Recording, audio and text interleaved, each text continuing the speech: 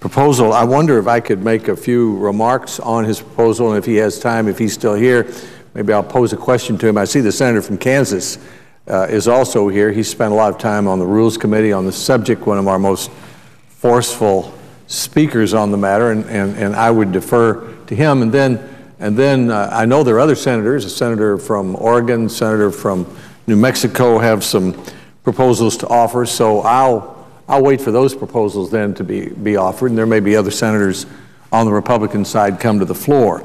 But the few remarks that, first, I'd like to ask unanimous consent that an address that I made yesterday at the Heritage Foundation entitled "The Filibuster, Democracy's Finest Show, the Right to Talk Your Head Off," that be put in the congressional record.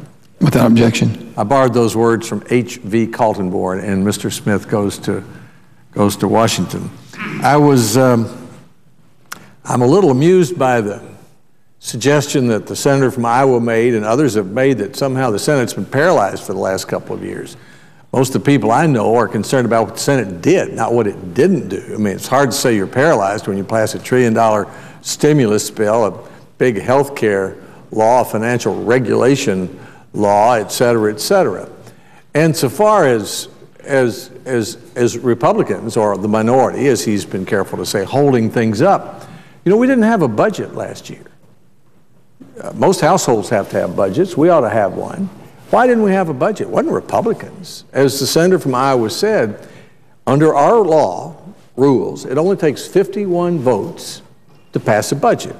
And during the last couple of years, the Democrats had 59 or 60 votes. So it was, the reason we didn't have a budget is because they didn't want to pass a budget, or at least they didn't pass a budget. It had nothing to do with the Senate being, quote, broken. The senator from Iowa made this proposal he's made some modifications in it, but basically this proposal in 1995. I remember those days pretty well. That's when, that was right after the so-called Gingrich Revolution in 1994. Republicans took control of the Senate and of the House. So the senator from Iowa made his proposal to diminish the effectiveness of a filibuster. And what did the Republicans do? The Republicans who had the most to gain, at least temporarily, from being able to get their agenda through the Senate, every single one voted no. Every single Republican senator in 1995 said, no, we may love our agenda, but we don't want to change the Senate. We don't want to jeopardize the Senate as a forum for forcing consensus and protecting minority rights and letting the voices of all of the people be heard on the Senate floor. Not only the Republican senators in 1995 said that, here are some things that were said mostly in 2005 by Democratic leaders. There were some Republicans who got this idea, the same idea that the senator from Iowa has, about diminishing the effectiveness of the filibuster. In this case, it was on judicial nominations. It was great consternation because Democrats had decided to filibuster President Bush's judges. I didn't like that either.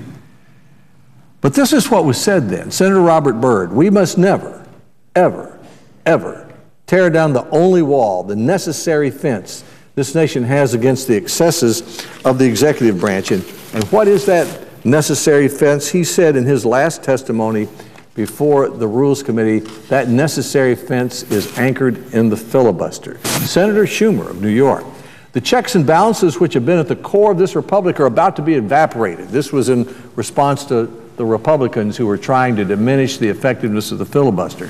The checks and balances, Senator Schumer said, which say that if you get 51% of the vote, you don't get your way 100% of the time. Former Senator Clinton, Hillary Clinton, now Secretary of State, you've got majority rule. Then you've got the Senate over here, Senator Clinton said, where people can slow things down, where they can debate, where they have something called the filibuster. You know, it seems like it's a little less than efficient, said Senator Clinton. Well, that's right, it is, she said, and deliberately designed to be so. Senator Dodd, more recently, I'm totally opposed to the idea of changing the filibuster rules. I think that's foolish in my view. Senator Byrd, that's why we have a Senate, to amend and debate freely.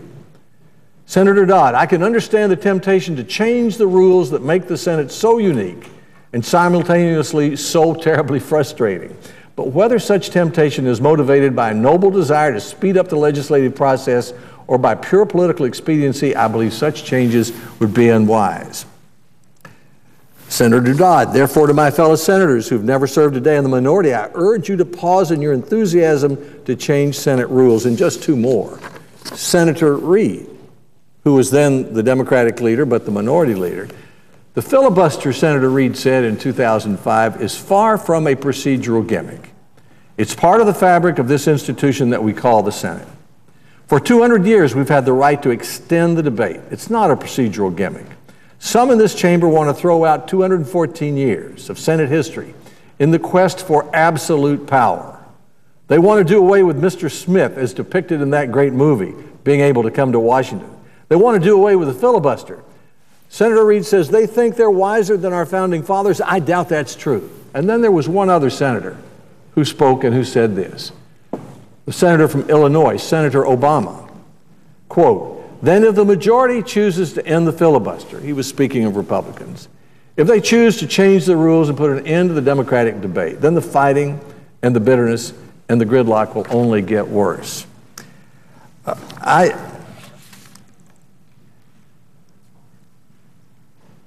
To me, the uniqueness of the Senate, well, let me put it this way. I think the last 2 years have been an aberration. And I'm coming to my question to the senator from Iowa. We've had no incentive for the majority to take the ideas of the minority, because the majority had these huge majorities and nearly 60 votes here and a Democratic president. So that when Senator Corker, my colleague from Tennessee, began to work on financial regulation bill, there came a time in the process where the Democrats just said, well, you know, we like Corker and he's got some good ideas, but we don't need his vote to pass this bill. We've got the votes. We won the election. We'll write the bill. And so we had no consensus. We had a Democratic bill. We had a Democratic health care bill. We had a Democratic stimulus bill. You might have had one or two Republicans vote for it. And so for the last 2 years, we haven't had any experience in working across party lines. I mean, what the filibuster does is say, you're not going to pass the Senate anything, unless at least some Republicans and some Democrats agree, unless you get a consensus. And then that changes behavior. And people say, okay, let's bring No Child Left Behind bill to the floor. But it's got to have Senator Enzi and Senator Harkin, or it's not going anywhere, because it's got to have 60 votes. What's the advantage of that? The advantage of that is the comparison of the Civil Rights Bill of 1964 and the health care law of 2009. In 1964, after a bitter fight, led by Senator Russell of Georgia, the Civil Rights Bill passed, overcoming a filibuster. The bill was written in the Republican leader's office. It wasn't just sent over there in the middle of Christmas. It was written in his office. And so you had President Johnson, the Democrat, Senator Dirksen saying, this is good for the country. And a lot of people hated the bill. Some people thought it didn't go far enough, but they didn't. They hated the bill. What did Senator Russell do, who'd fought that bill for his whole term here?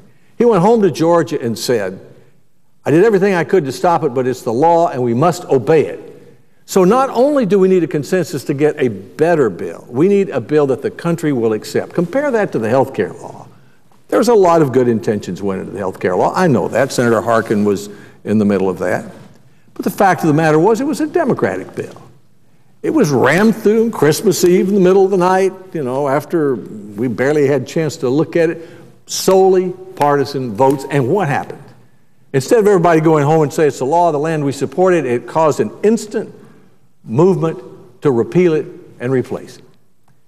So I hope that we will not do what Senator Harkin suggests. I mean, I think his proposal is, well, we're going to hang you, but we'll either hang you in 3 days instead of tonight. I mean, we'll narrow it down. I mean, that's a little worse. We know that if you got 51 votes, you could pass it. So if the House of Representatives over here passes a bill, a Republican House, to repeal the health care law, you know, if we've got 51 votes over here, we'll do it too.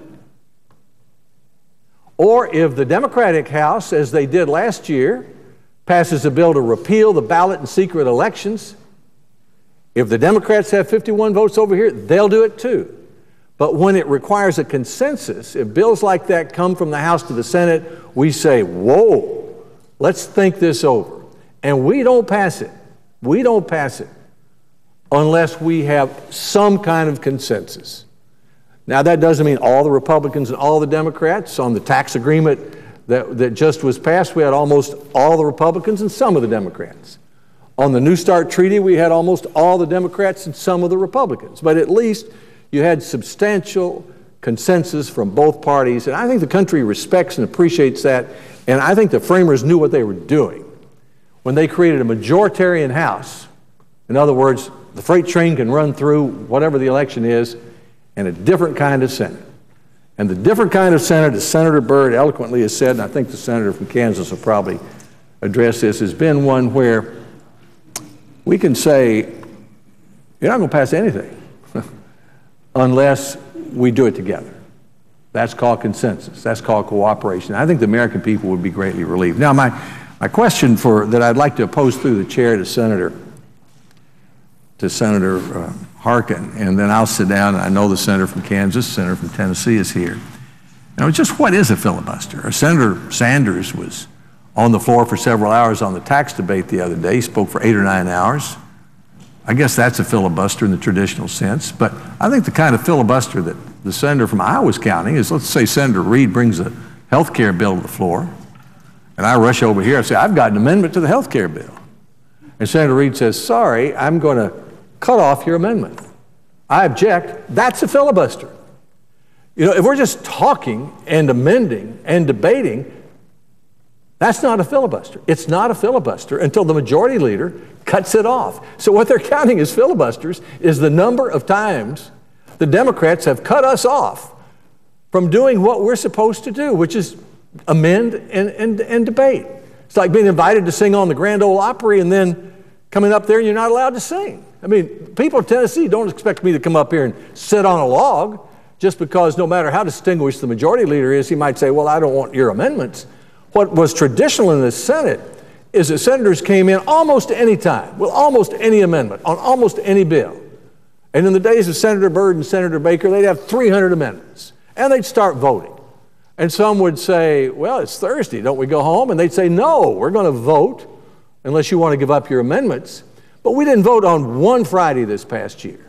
And a lot of senators on both sides of the aisle don't want to vote on controversial issues. If we look for consensus, if we were willing to vote on controversial issues, Mr. President, and if we ended the 3-day work week, if the majority thinks the minority is abusing the filibuster, they can confront it. They can sit over there and they can say to us, okay, Senator Alexander, if you're going to, in a post-cloture time, if 60 of us are ready to cut this off, we're ready to get on to a vote. So you got 7 hours that you can speak, and then you got to get 23 other senators to take the other hour. And if you stop talking, we're going to put the question. And we've got some motions that we can make about your being dilatory. In other words, we can make life miserable for you because we're going to do this all night long. You do this about once or twice. As Senator Byrd said in his last testimony, the rules exist today to confront a filibuster. So my question to the senator from Iowa that I would pose through the chair is, what is a filibuster? Is it a filibuster when I come down to the floor to amend the health care bill and the majority leader says, sorry, I'm going to use my powers to cut it off, you can't amend the bill, and then he files cloture? That's a filibuster. That's what he calls a filibuster, I think. What I call it is cutting off my right to amend, right to debate, right to do my job. President.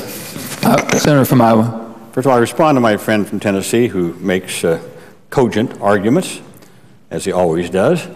And he is a good friend of mine, and we work together.